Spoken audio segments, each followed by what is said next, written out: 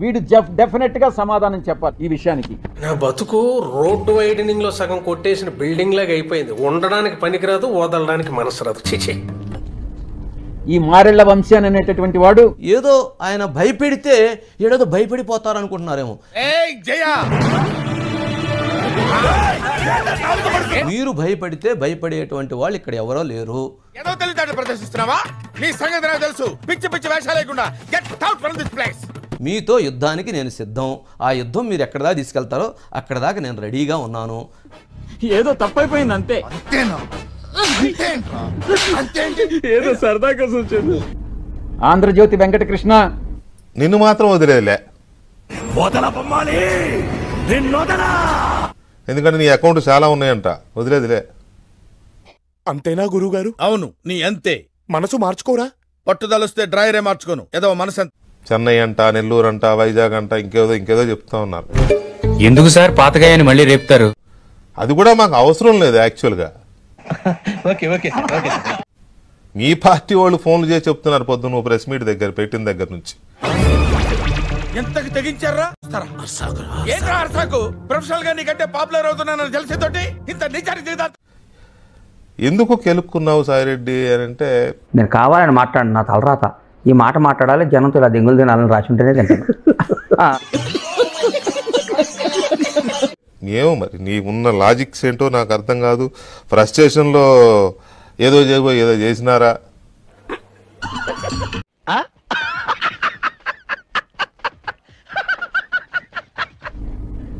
TV5 Sambadu మనం మాట్లాడకుండా ఉండేది. మన ఛానల్స్ యజమానుల పేరు కూడా తీసుకున్న తర్వాత ఎవరండి విజయసాయి రెడ్డి గారు? చంపుతావా? నరుకుతావా? ఏం చేస్తావరా? ఏం చేస్తావు అని నన్ను కన్ఫ్యూజ్ చేయకండి సార్. ఏదో ఒకటి చేసేయగలను. కంట్రోల్ గారు ఎవరైతే మనకెందుకు విజయసాయి రెడ్డి గారు?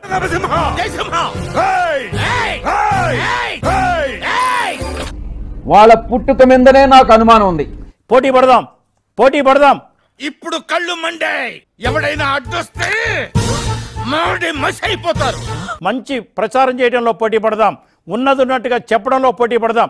ఎవరెవరిని ఆదరిస్తారో చూసుకుందాం. ఆల్రెడీ చూస్తున్నారు కదా, మీ 2 ఛానల్స్ ఎక్కడున్నాయో చూస్తున్నారు కదా. ఏమైంది మీతోటి? ఏమీ కాదు మీతోటి. బతుకు జడ ప్రతి బచ్చగాడు బెదిరించుడే. మీకు శాంతికి ఉన్న సంబంధం గురించి ఎవ్వరు అడగల, మీకు మీరే వచ్చి మాట్లాడారు. ఎదవనైపోయానన్న. మరి అదే నా ఎదవతనంతో పోల్చుకుంటే నీ ఎదవతనం ఒక ఎదవతనం అంటారా? వచ్చిన టైం బాలే. మీకు మీరే వచ్చి మాట్లాడారు. అసలు ఒక మంచి వ్యక్తి మదన్ మోహన్ ని విదేశాలకు పంపించింది ఎందుకు? అది కూడా అడుగుతారా సార్?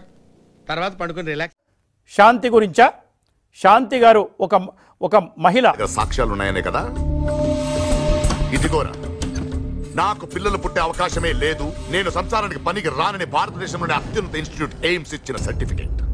నేను ఈ రోజు చెప్తా ఉన్నా పత్రికాముఖంగా, ఒరేయ్ మీ పుట్టుక మీదనే నాకు అనుమానాలు ఉన్నాయిరా. అటు చూడు బే. దమ్ముంటే నీ ఇష్టం వచ్చింది చేసుకో విజయసాయి. మీరు భయపడితే భయపడేటువంటి వాళ్ళు ఇక్కడ ఎవరో లేరు. పరపతి గల పెద్ద మనిషివి నువ్వు, అజానుబాహుడివి, బాహుబలివి. నువ్వు దాదాగిరికి వచ్చినా, దౌర్జన్యానికి వచ్చినా, గూండాయిజానికి వచ్చినా, గ్రూపులుగా వచ్చినా, ఒక్కడివే వచ్చినా, ఫ్యామిలీ మొత్తాన్ని వేసుకొచ్చినా, ఈ పద్మనాభం అంతా పెట్టుకుంటే పచ్చడైపోతావు. మీ తల్లిదండ్రులకి ఎవరైనా DNA టెస్ట్ చేయించండి, మీరు కరెక్ట్ గా పుట్టారా లేదా అని. నీకు స్పాట్ నేను ఎడతాగా. ఒక్కసారిగా ఒక ఎంపీ గారు నాకు పరిచయం అయ్యేసరికి అబ్బా ఇలా ఉంటుంది. ఇష్టపూర్వకంగా నేను ఒక మనిషితో ట్రావెల్ చేసే హక్కు నాకుంది. దీనికి మీరు ఏమంటారు సార్? ఇదొక హఠాత్ పరిణామం, ఎవరు ఊహించినటువంటిది. మరి అంత పెద్ద మనిషి మీద ఆరోపణ వస్తే, అలిగేషన్ వస్తే మీడియా ఇవ్వరా? నేనేం పాపం చేశాను, నాకే ఇన్ని కష్టాలు వచ్చాయి. మరి ఇది వస్తే కూడా ఇస్తారు కదా. ఏం సాయిరెడ్డి? వెంకటగాడు చూడటం కాదండి, మీరు చెయ్యాలంతే.